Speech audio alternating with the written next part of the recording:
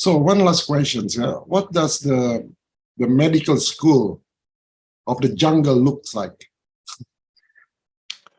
So Shipibo Konibo, who is like a tribe of 20,000 to 40,000 people, have this very old tradition, very ancient tradition that they've been practicing for hundreds of years. And as they have a complete cosmogony different than ours, and they see also the time and space in a very different way, would say that in our timelines, that would be hundreds of years, only maybe like 800 years that the Shipibo have been practicing with the medicine of ayahuasca.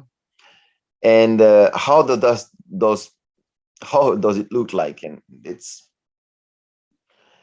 in old tradition, Shipibo Konibo tradition. So they are people from the jungle, but they're people from the river, basically. They were transmitted this very ancient knowledge by, it is said that it was transmitted by the Inca tribe. And the Inca tribe at that time went to them. They were civilized people, came to the Shipibo and taught them about pottery, art, how to cook food, how to build houses, and how to treat people with plants. So that was how the first hospital of the jungle were created. Malokas, round houses, where they will teach, the Inca will teach the Shipibo how the usage of ayahuasca. So the whole knowledge of ayahuasca was transmitted by the Incas, by a couple of Incas, and came and explained, okay, you have the vine of ayahuasca, you have the leaves of chacruna, you combine both of them, and you have that brew that you can drink. And when you drink it, it will take you into a trance, and that trance is taking you to see and to communicate and become a medium in between plant, trees, spirit, the selva, the jungle, spirit, and the environment, the human environment. So the shamans became those intermediaries, people that would go and consult the nature, mother nature, spirit of the nature, through the trance of ayahuasca, to receive the recipes and remedies of every disease that were present amongst the people, and not only physical disease, because they're seeing the world completely differently than from what we're seeing, that from the modern medicine is seeing, is that they see the roots of every disease in the spiritual world. So when they will work with the medicine, they will integrate different kinds of plant spirit within them. Not only ayahuasca. Ayahuasca is the main medium, and the main plant that opens the trance. But within the trance, they will receive other energies and see different plant spirit and communicate with those plant spirit in a way of vibration, chant, telepathy, and developing kind of those super abilities to communicate with the spirit world. Super ability. Dr. Kun, go ahead. So those super abilities were developed by different plant spirits. So your question is like, how does an jungle hospital looks like? How is that working? So you have those round houses, basically, where the shaman who has dedicated his entire life to become this medicine man. So how does he become a medicine man? Let's go to that. What is a doctor of ayahuasca?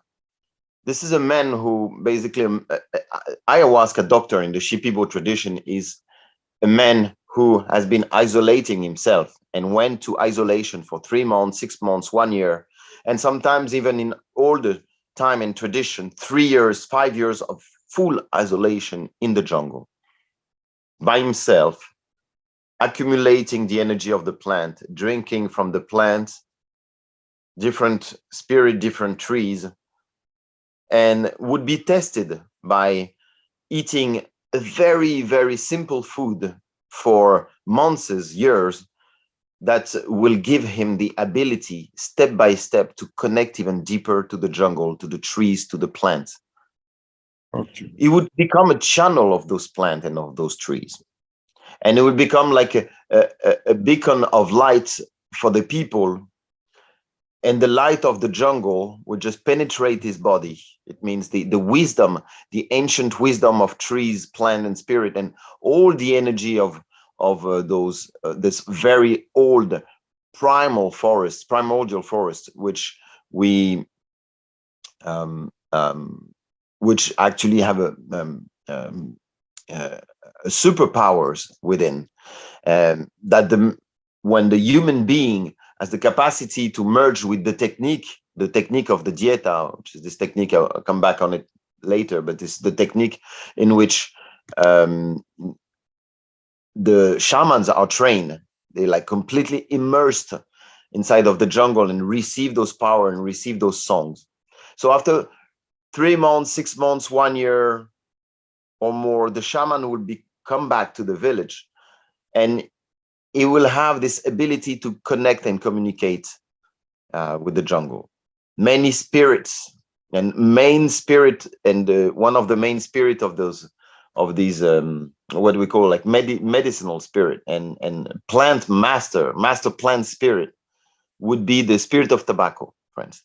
They will work with the spirit of tobacco. Tobacco will create has also on the high dose some potential of psychedelic potential, and has also the capacity to show also perspective to the shamans. It is one of the visionary plants for them that they will use. And then the shaman comes back to his village, comes back to his community, and he has accumulated this power. Basically, they would have like the jungle is the university. Enter the university of the jungle. And over there, in the unseen world, is revealed a lot of lessons, a lot of teachings, many different kinds of realms and spirits. We have like a beautiful painters like Pablo Amaringo and other painters that have described those worlds, very colorful, with cities and entities and different realms. The realms of plants where you go in a dream at night. For instance, the shaman will go in a dream and will learn from the plant what kind of plant, how to dose it for a specific condition. So this medicine is oniric medicine. It's a dream medicine. It has the capacity to show you perspective, but through other senses, and the senses that are pretty rational for us inside of this of our reality, because it does not follow rationality. It follows a different kinds of rationality, I would say.